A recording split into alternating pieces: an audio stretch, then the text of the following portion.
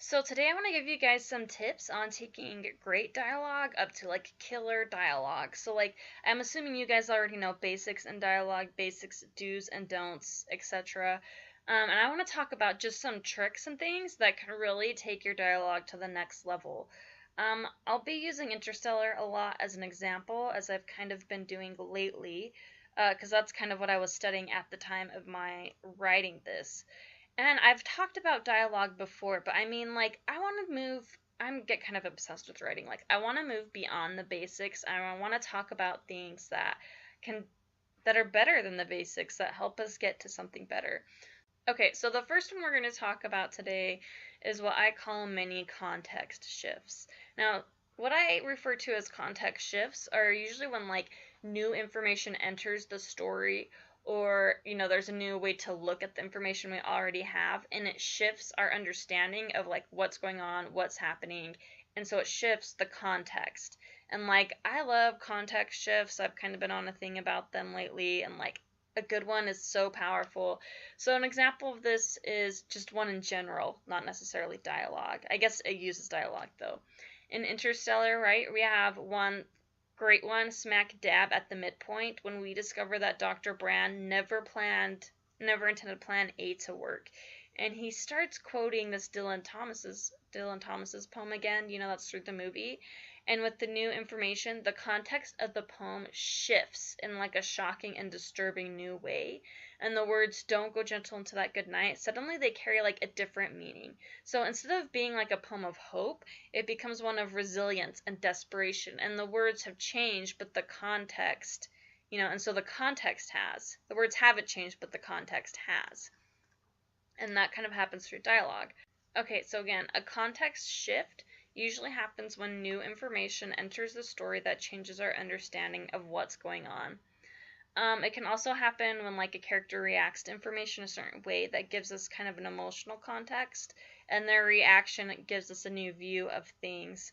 I noticed that in the movie Interstellar, the writers put a lot of like mini context shifts in the actual dialogue, and like I loved it. And I could go through. I mean, I don't want to read all the dialogue to you guys, so hopefully you're kind of familiar with it.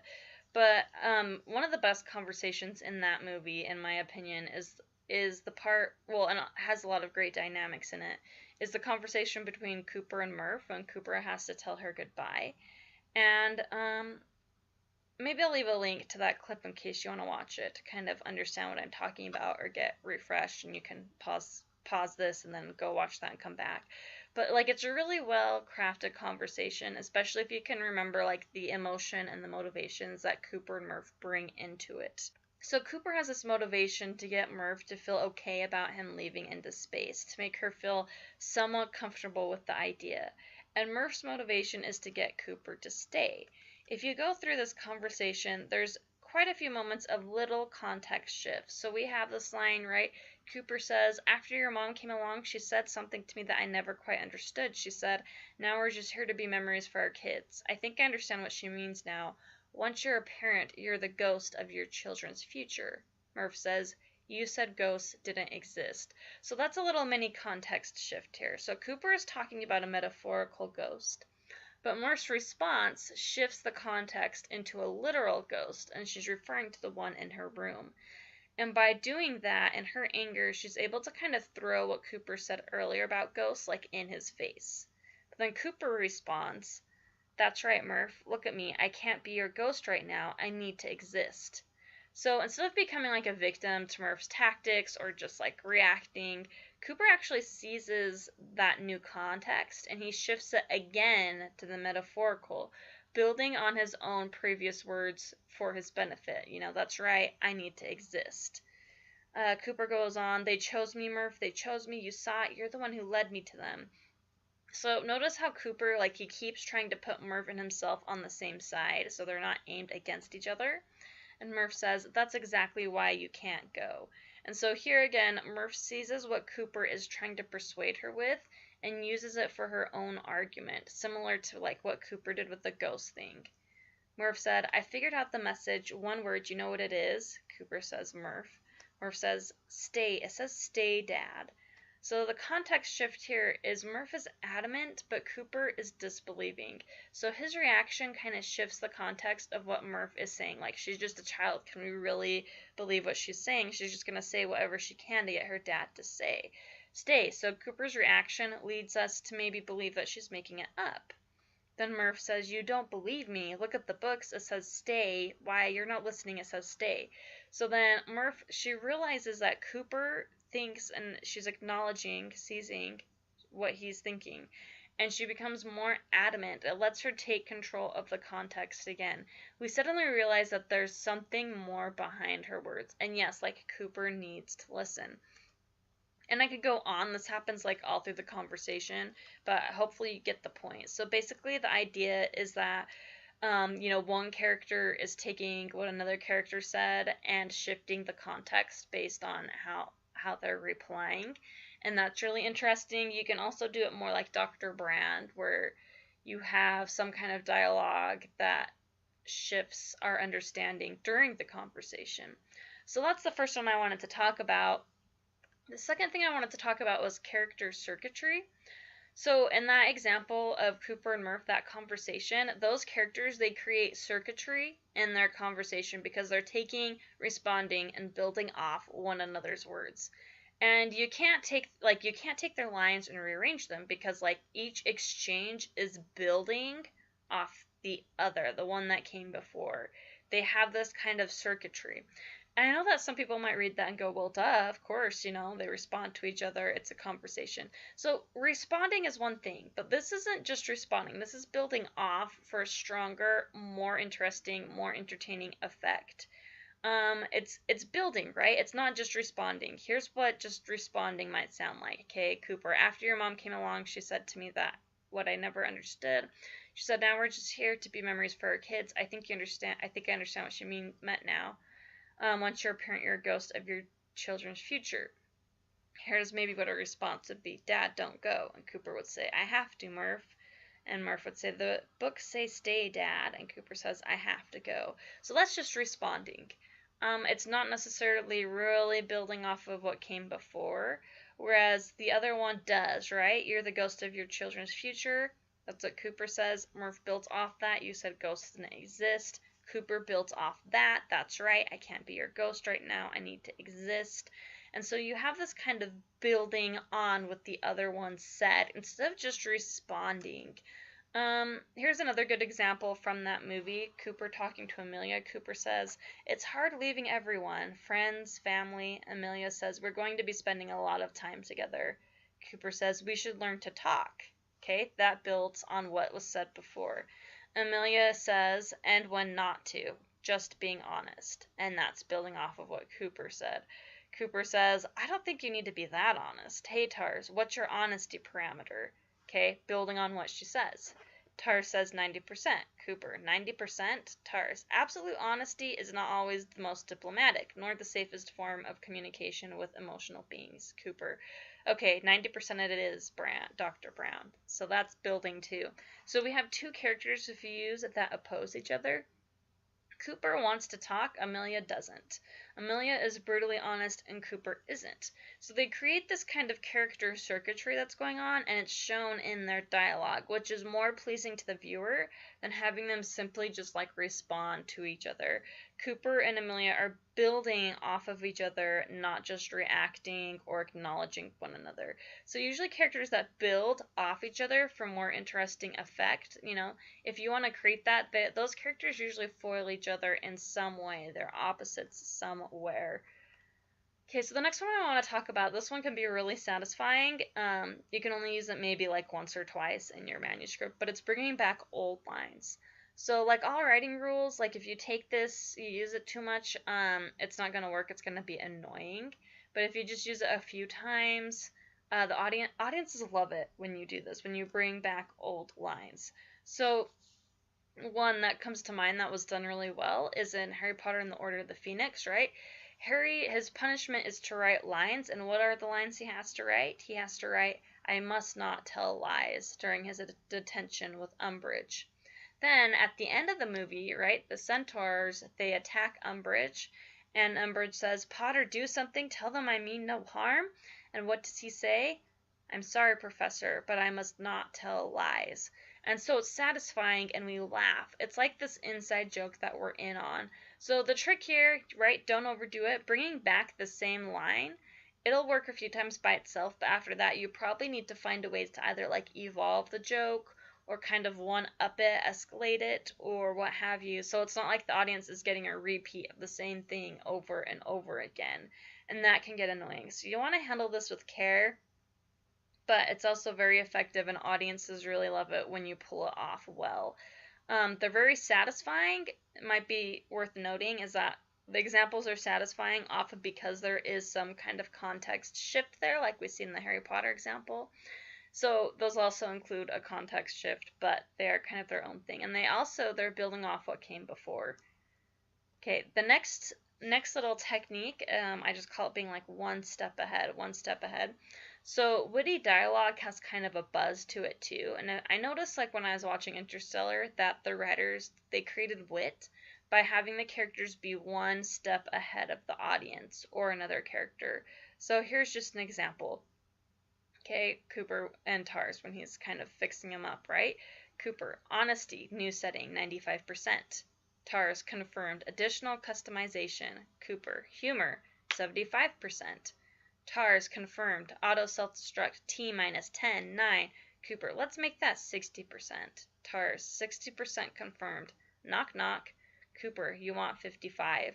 So in this example, Cooper is one step ahead of the audience. Knock knock isn't a type of joke being told by the robot, by a robot with 60% humor.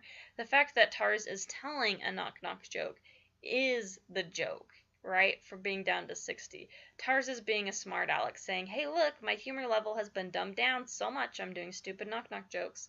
So the Nolans are making a joke through a joke. But we don't know this until Cooper's response gives us the context. He says, you want 55. So that clues us in to the real joke, and we laugh. So Cooper is one step ahead. He does this a few times. His dialogue's written this way a few times throughout the movie if you watch it. And that can be an effective tool when you want to take your dialogue to the next level and you want to make it feel like, I don't know, more interesting, wittier, or ahead of things. Yeah, so just this idea of being slightly ahead and the response giving us that context. The next thing is with dialogue is quotes, right? People love to quote things. So you want to ask yourself, do I have quotable lines? So when the movie Avatar came out, with the blue people, because whenever I say Avatar, people are like, which one? The one with the blue people. I was listening to a professional writer talk about it, and he mentioned that the dialogue in it wasn't very good because he said, for example, there was not one quotable line in that whole movie. And when I first heard that, like, my first reaction was disbelief because, like, I mean, there had to be a quotable line somewhere. So, like, I racked my mind and, like, I came up with nothing, you guys. I could not think of a single good line that came to mind. I couldn't remember anyone who's seen it quoting any lines from it. The only thing that came to mind to me was unobtainium, right? A term that my brother and I still laugh about because it's like so on the nose. I'm sure there are probably some fans who can maybe quote some lines, but I feel like this writer has a point. There aren't any lines that like beg to be quoted or relived. And obviously in your manuscript, like you don't want probably every line to be quotable. I don't know, maybe you'd want to, but it's probably not going to happen, right? So not every line needs to be quotable, but there should at least be like a few that beg to be quoted, either silently or when people are talking about the story with friends. It's even better if someone can quote a line like seemingly out of blue, right? Like a lot of people say, use the force.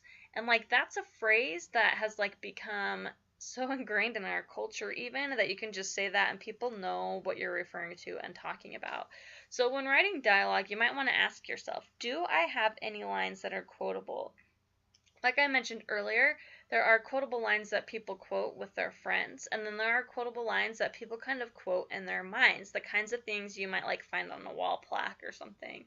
So in short, a quotable line is something that sticks in the mind of the audience after the moment. So let's talk about how you actually do that. How do you create quotable lines? So the line has to be pleasing to the audience in some way. That's how you got to get it to stick in their head. It might be in the language itself, the way that it's said is pleasurable, or it might be the tone or the context in which it is said. But it's got to have some kind of little buzz to it to make it sticky in people's brains. Then, of course, we have the content that's being said. Usually, quotable lines have one of two types of content, okay? They either have the concept is significant in some way, and these kind of quotes are often, they feel wise. So here's one from Dumbledore, right? It is our choices that show who we truly are far more than our abilities.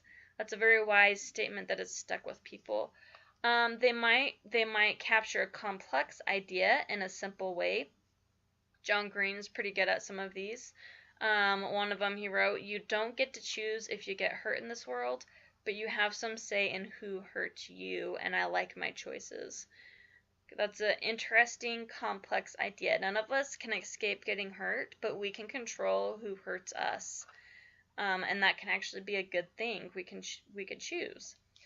Or they might explain like a relatable experience in a way that feels very accurate. So John Green, he also wrote this in The Fault of Our Stars. "I fell in love the way you fall asleep, slowly and then all at once." And so he captures that idea so accurately that it resonated with a lot of people. It rings of truth.